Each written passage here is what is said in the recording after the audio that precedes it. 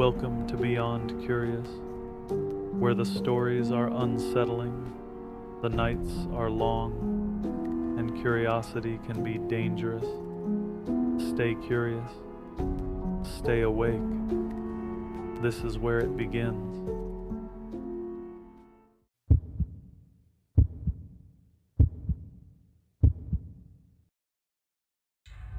If your house ever whispers that a door has opened, and you're absolutely certain no one touched it, don't go looking, because the worst part isn't someone getting in, it's realizing something inside is trying to leave. I was 10 when we moved into a narrow 2-story house outside a logging town in northern Oregon. The place wasn't old enough to be historic, just old enough to feel tired. Peeling trim, faded siding, a yard that sloped slightly downward like it was sinking.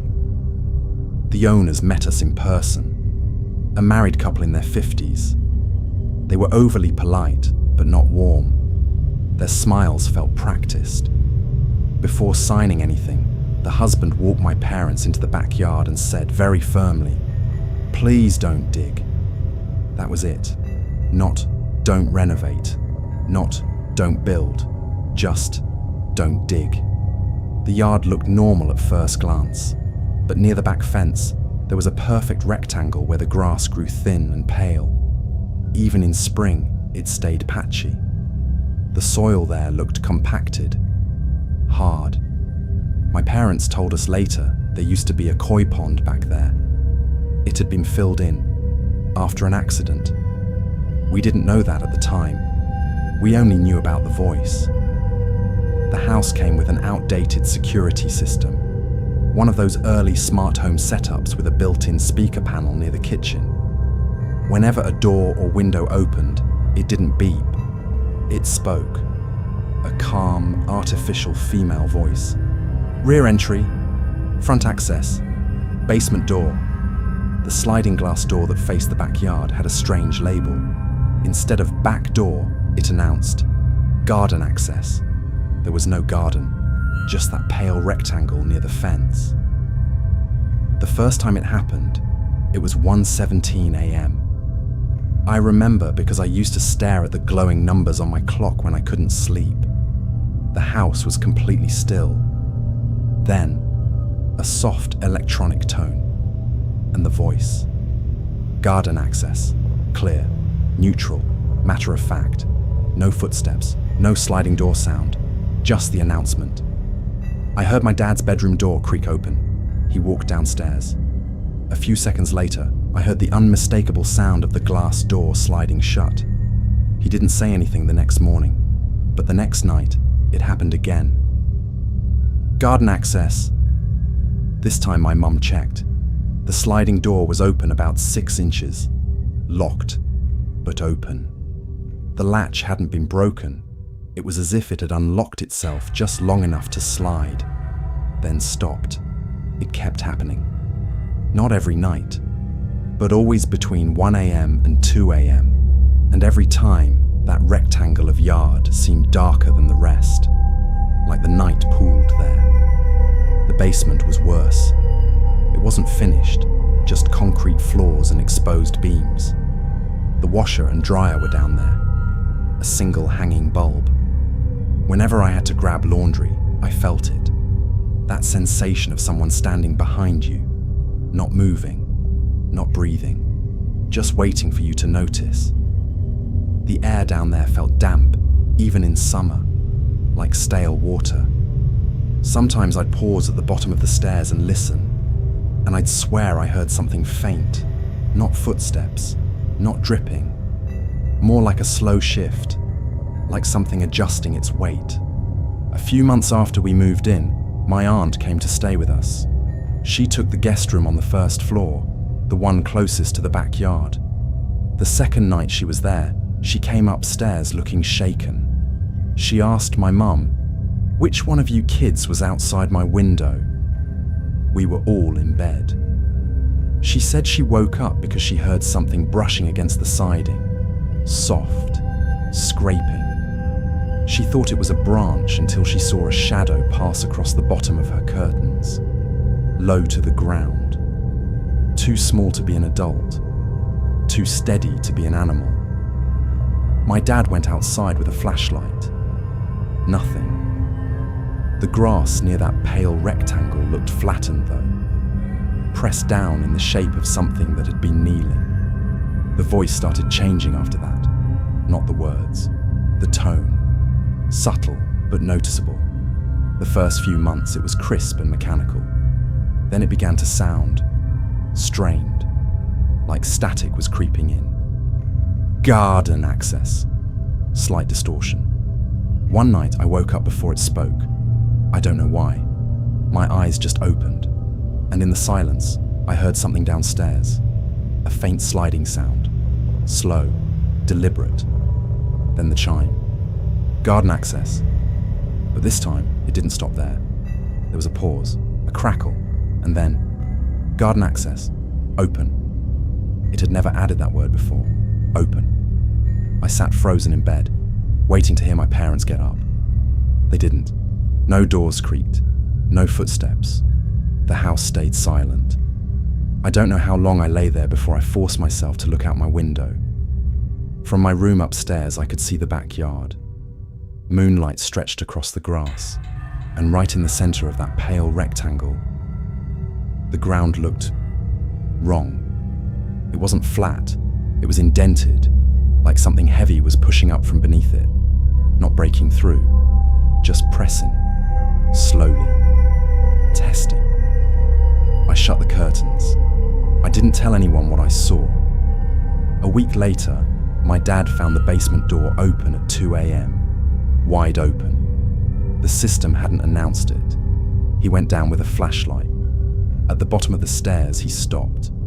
There were wet footprints on the concrete floor, small, bare, leading from the far wall to the bottom step, and stopping there, as if whatever made them had started to climb, but changed its mind. My parents finally called the owners. They asked directly what had happened in that yard. There was a long silence on speakerphone. Then the wife spoke. Their son had fallen into the koi pond one night, sleepwalking. He'd unlocked the sliding door himself. By the time they found him, the water was still. They filled the pond in within weeks. Concrete rubble, gravel, dirt. But they never removed the deep basin underneath. They just sealed it, covered it, and left. 2 days after that call, they told us they needed the house back. Family reasons. Urgent. We moved out before the end of the month. Years later, I asked my dad why he never woke up that night when the voice said, open. He looked confused.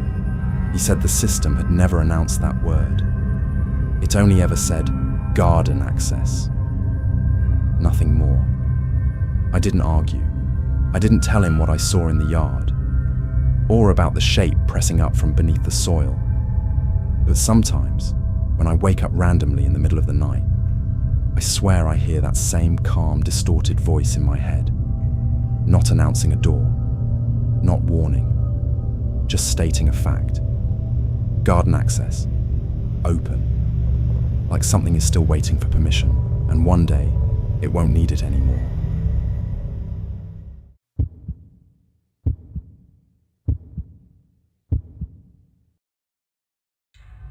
The man in the upstairs window didn't look surprised to see me. He just stood there behind the glass, one hand raised, pointing into the yard like he knew exactly why I'd come back. And in that moment, I realized something that made my stomach drop. He wasn't pointing at me. He was pointing to the spot where the workshop used to be. I'm 21 now, but the first time I stepped into that house, I was 9. I had been moved into a short-term placement after bouncing between a few temporary foster homes. Nothing dramatic, just the system doing what it does when there aren't enough places for kids to go. The house was in a quiet village outside a mid-sized city, the kind of place where every street looks the same and people close their curtains early. The property itself was older than the others around it. Tall, narrow brick walls, moss in the cracks between the paving stones, a thin gravel driveway that led to a detached garage at the side. The couple who lived there were already retired. They spoke politely but kept a strange emotional distance, like they were always measuring their words. Inside, the house smelled faintly like old books and furniture polish. The hallway walls were filled with photographs, dozens of framed pictures arranged in neat rows, children standing beside the couple in their garden, children sitting at the dining table, children posing in front of the front door. At the time, it just looked like proud foster parents documenting the kids who passed through their home. Looking back now, there were a lot more pictures than there should have been. Their adult nephew also lived there. At least that's what they told me. His room was down in the converted garage. I rarely saw him clearly, mostly just the sound of footsteps on the side stairs or the shape of someone crossing the hallway late at night. Whenever he did appear, he kept his head lowered and walked quickly past. The room they gave me was upstairs at the rear of the house. The window overlooked the entire backyard. It was larger than I expected. Patchy grass, a crooked clothesline, a wooden fence that leaned slightly inward. And in the far corner of the yard, there was a small workshop. Not a garden shed exactly, more like a narrow wooden outbuilding with a metal roof and a single window facing the house. The wood panels were dark and weathered, and the window glass had that cloudy look old glass gets after years of dirt and rain. Something about it pulled my attention every time I looked outside. Not curiosity exactly. More like the feeling you get when you walk into a room and instantly know someone else is there. The first few nights were quiet. Then the dream started. In the dream, I would be standing in my bedroom at the window. The yard looked the same, except the workshop door would be open. And inside the doorway, there would be a person, a tall figure standing completely still in the darkness of the room. I could never see their face, just a shape, watching the house, watching me. Then I would wake up. Every single time, my blanket would be halfway off the bed and the room felt unnaturally cold. One night, I woke up from the dream and couldn't shake the feeling something outside had moved. I slid out of bed and stepped toward the window. The streetlight at the end of the alley cast a dull yellow glow across the fence line. The workshop looked closed, silent, but as I stood there staring, I thought I saw movement in the window, not clearly, just the faint outline of a head shifting behind the cloudy glass. I stayed frozen beside the curtain until the sky started turning pale blue. The next morning, I mentioned it at breakfast. The couple were standing at the counter making tea. When I described the dreams, they smiled politely, said new houses can take time to get used to. But when I asked if someone used the workshop, the man set his mug down a little harder than necessary.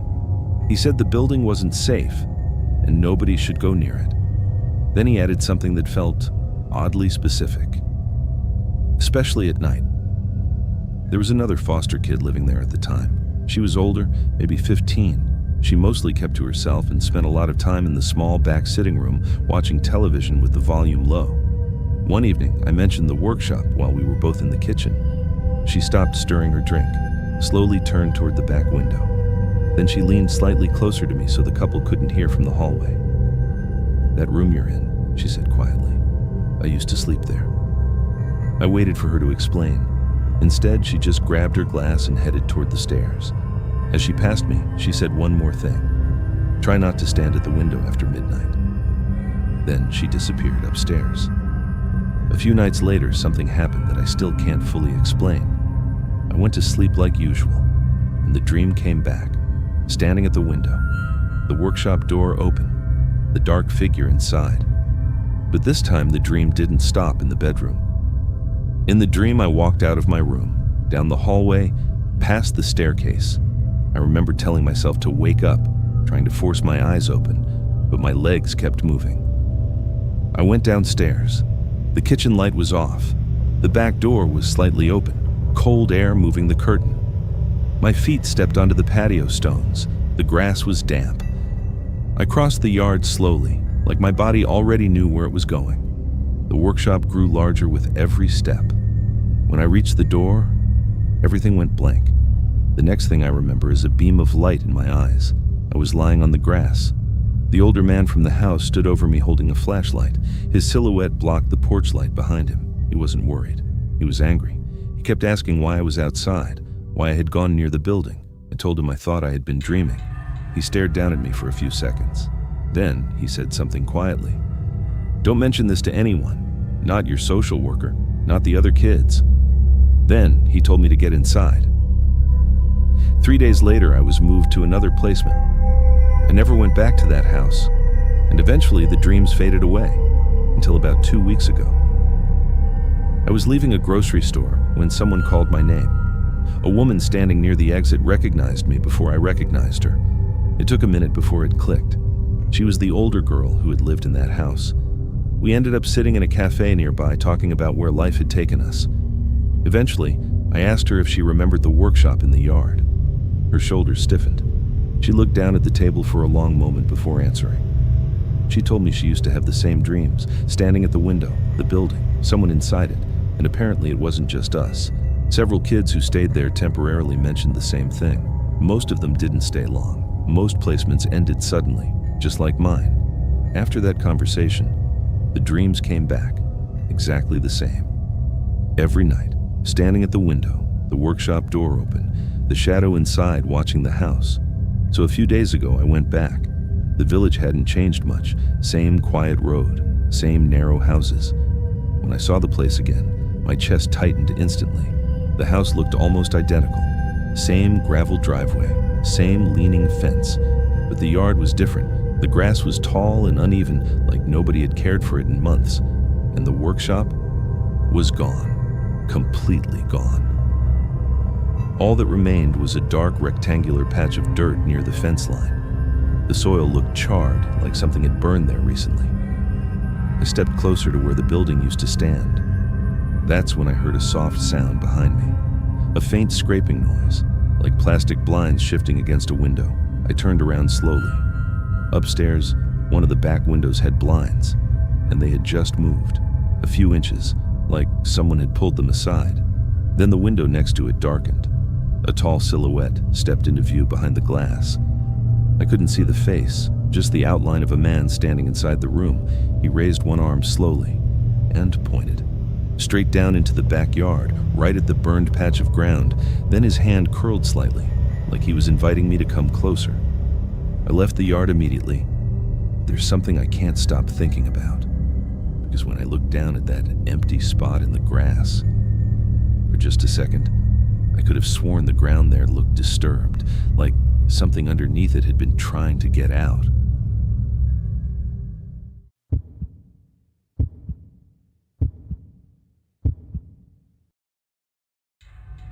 The noise that woke me up that night didn't sound like an animal.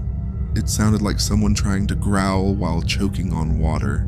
Slow, wet, unsteady.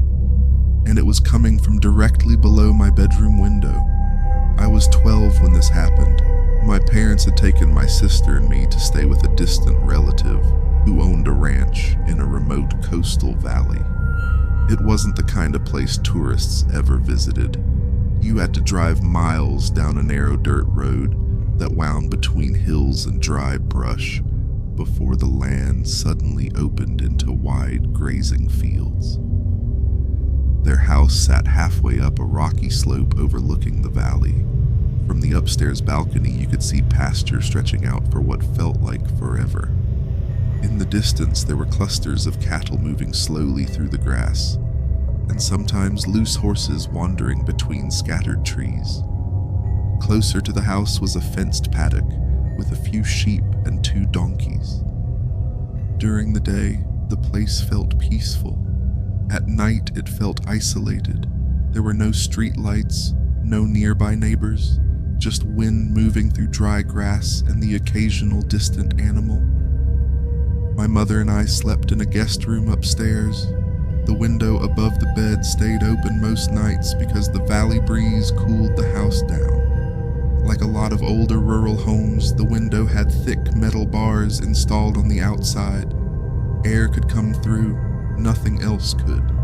Across the hall, my older cousin had his own room. He was 20 and the kind of person who got bored easily, always wandering off exploring hills or abandoned structures around the ranch. That night, none of us realized he had left the house after everyone went to bed. Sometime after midnight, I woke up suddenly. At first, I thought it was a dream. Then I heard the sheep outside. They were moving around in the paddock, hooves scraping against the ground, soft, nervous bleats breaking the silence. Normally, they slept through the night without making a sound. I sat up slowly, listening. The room was dim with moonlight coming through the barred window. That's when I heard the other noise. Right outside, low, dragging, a wet throat-dragging rasp. It came again, longer this time, like someone trying to growl through a mouthful of water. The sound carried through the open window and echoed faintly off the walls of the room. I remember sitting completely still, trying to identify it. I had spent most of my childhood watching wildlife documentaries and reading about animals. I could usually recognize calls or sounds pretty quickly. This one didn't match anything. Not a dog, not a coyote, not a wild cat. It sounded wrong. My mom was asleep beside me, breathing slowly. I didn't want to wake her unless something was actually dangerous, so I carefully slid out of bed. The wooden floor felt cold under my feet. Moonlight cut across the room in thin silver bars through the window frame. The sound came again, closer now, a thick, uneven, mucus-clogged snarl, wet and uneven. The sheep outside started shifting faster, bumping against the fence. I took a few quiet steps toward the window, just to glance out, just to see what animal was making that noise. But halfway across the room I stopped. Not because I was scared, because something inside me said very clearly, "Don't look." It wasn't panic, it wasn't imagination. It felt more like an instinct, like my brain was warning me before I even knew why. I stood there staring at the floor, listening. The growling noise moved slowly across the yard, then farther away. Eventually it faded into the distance. The sheep settled down again. The valley went quiet. I climbed back into bed and stayed awake until morning. When we came downstairs the next day, the ranch owner was already outside near the paddock. I could see him standing by the fence, looking down at something in the dirt. My cousin and I walked down the slope to see what was going on. One of the sheep was lying on its side near the corner of the fence. There wasn't blood everywhere like you'd expect from a predator attack, just a single puncture wound near the neck. The wool around it was slightly dark. That was it. The man crouched beside it, turning the animal slightly to inspect the wound. Probably a stray dog, he muttered, but his voice didn't sound certain. My cousin was unusually quiet all morning.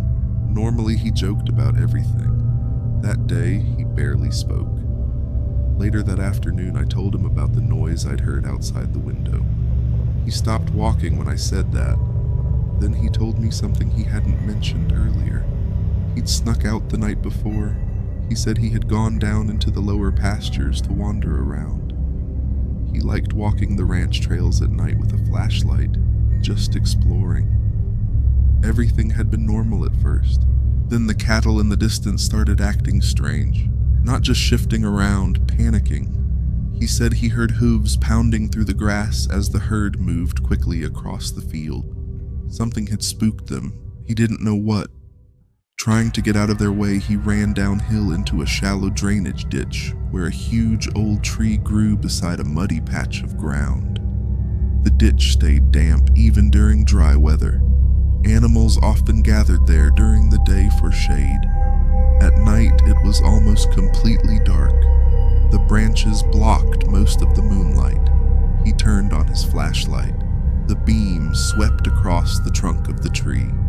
And that's when he noticed a figure, on the far side of the trunk, low to the ground, like someone crouched there facing away from him. Still, he assumed it was another ranch hand or maybe someone messing around on the property. So he called out. No answer. He raised the flashlight higher. The moment the light touched the trunk, the figure shifted quickly behind it, like it deliberately moved out of sight. My cousin stepped closer. slowly, the beam of his flashlight shaking a little. He walked around the trunk, expecting to see someone standing there, but when he rounded the tree, there was no one. The ditch wasn't wide. There were only a few directions someone could have gone, but the mud on the ground was smooth except for old hoof prints. No fresh human footprints, no shoe marks, nothing running away through the grass. He said the moment he realized that, he suddenly felt like something nearby was watching him. He turned the flashlight in a slow circle. The beam passed over mud, roots, tall grass, and empty darkness. He left immediately after that, ran back toward the house without looking behind him. Later that day, he took me down to the exact spot. The ditch looked exactly like he described. Soft mud beneath the tree, dry grass everywhere else. Hoof prints from cattle and horses were pressed deep into the damp ground. Our own footprints stood out clearly as we walked around.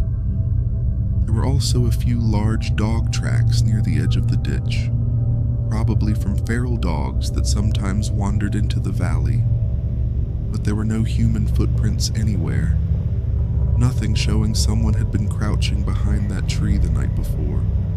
When my cousin described the figure again, he kept his eyes on the ground. He said he never saw a face, just the outline of a person hunched down with their arms near the ground, completely still, until the flashlight hit the trunk. Then it moved and disappeared. Years later, when we were both adults, I asked him about that night again. Sometimes memories get exaggerated over time. Stories change. But his version never changed. Same details, same uneasy pause before he talked about the figure behind the tree. He didn't add anything new. I still think about that noise outside the window sometimes. That strange, wet growl, and the feeling that stopped me from looking outside. Maybe it was just a feral dog. Maybe someone trespassing on the property. Maybe the darkness played tricks on both of us. But there's one thing that still bothers me. The ditch where he saw that figure wasn't far from the house. You could walk from that tree to the sheep paddock in less than 5 minutes. Which means if something had been crouching there that night, and if it left that ditch after he ran away, then the thing making that sound beneath my window was probably the same thing that had been hiding behind that tree. If those stories unsettled you, good. There's another waiting on your screen right now. Subscribe if you're curious enough to continue. Stay curious. Stay awake.